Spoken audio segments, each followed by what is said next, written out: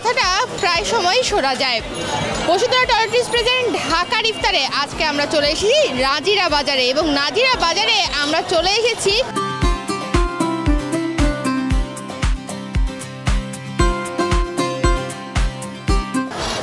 টি স্টলে, যেখানে হাজার হাজার মানুষ ইফতার শেষে শুধুমাত্র এক কাপ চায়ের জন্য ছুটে আসছে। আজ আমরা দেখবো এখানকার চায়ে ঠিক কি আছে যার জন্য দূর দূরান্ত থেকে মানুষ শুধুমাত্র এক কাপ চা খেতেই বারবার ছুটে আসছেন। সব মশার বিরুদ্ধে সুরক্ষা দিতে এলো বসুন্ধরা এক্সট্রিম অ্যারোসল, মশার বিরুদ্ধে এক্সট্রিম সুরক্ষা। ইফতার শেষে যখন আকাশের রং মিশে যায় সন্ধ্যার নরম আলোয়, এ সময় ইফতার করার কারণে পেট ভরা থাকলেও কিছু যেন একটা বাকি রয়ে যায়। তাই তো ইফতারের পর চায়ের দোকানে দেখা যায় অসংখ্য মানুষের ভিড়।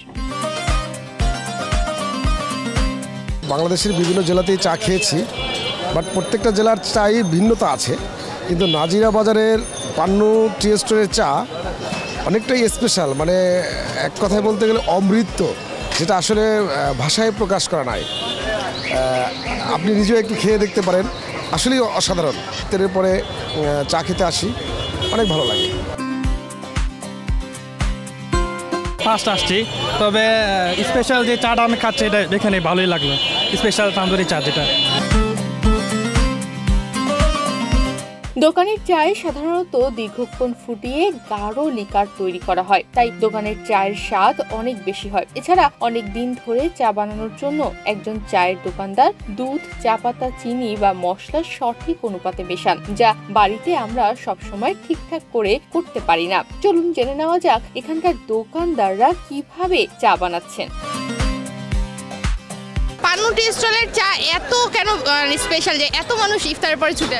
মূলত এই দোকানটা আমাদের পুরানো, আর এইখানে মূলত সব আমাদের চীনা কাস্টমার, আর রাত্রিবেলা নিউ টাউন থেকে আমাদের এখানে কাস্টমার বেশি আসা যাওয়া করে। আর মূলত আগে থেকে এখন বেচে কিনা টুকটাক মোটামুটি ভালো।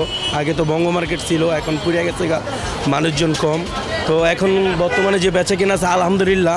24 ঘন্টাই তো দোকান রানিং, আগে খোলা রাখতাম। এখন রোজার মাস, ইফতারির পরে দোকান চালু হয়, আবার সেহরির সময় বন্ধ। দিনের বেলা দোকান খুলি না। যখন সন্ধ্যা নামে চায়ের দোকান হয়ে ওঠে আড্ডার কেন্দ্রবিন্দু, বন্ধুদের মিলনস্থল, অফিস ফেরত কর্মীদের বিশ্রামের জায়গা, আর কিছু মানুষের জন্য স্রেফ এক কাপ উষ্ণতার অনুভূতি। ইফতারের পর চায়ের দোকানের ভিড় শুধু এক জায়গায় জড়ো হওয়া নয়, এটা সম্পর্কের, ভালোবাসার আর বন্ধুত্বের এক মিলন মেলা। বাঙালির কাছে চা শুধু একটা পানীয় নয়, এটা বাঙালির সংস্কৃতি, আড্ডা আর সম্পর্কের অংশ। বাঙালির আড্ডা মানেই চা। সকালে বিকালে, অফিস, ক্যান্টিন, কলেজের টং দোকান, যেখানেই হোক আড্ডার আসর চা ছাড়া যেন জমেই না। এখানে আমরা ভালো চা বেচতে দেখি, আমরা এখান থেকে দূরের থেকে, অনেক দূরের থেকে আমরা এদিকে চা খাই পারি। এখানকার চা খুব ভালো, কোয়ালিটি ভালো, প্লাস চায়ের টেস্টটা অন্যরকম, স্পেশাল মালাই চা। এখন তো রোজার সময় 2 কাপ 3 কাপ খাওয়া হয়, আর এমনি নর্মাল সময় 4-5 কাপ খাওয়া হয়। এখানকার চাটা অনেক ভালো, মানসম্মত।